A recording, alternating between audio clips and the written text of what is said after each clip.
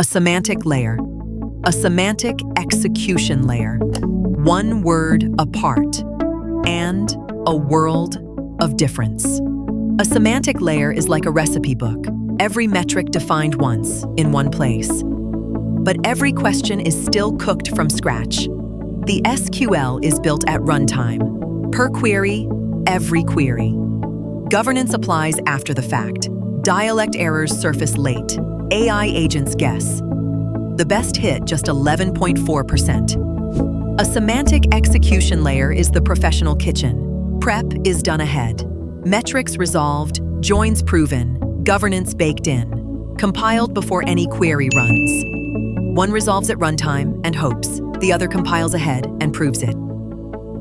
Give the same model compiled, governed context, and accuracy jumps from 84 to 100%. Fix the context, not the model. Recipe books define, kitchens deliver. Colrows is the semantic execution layer.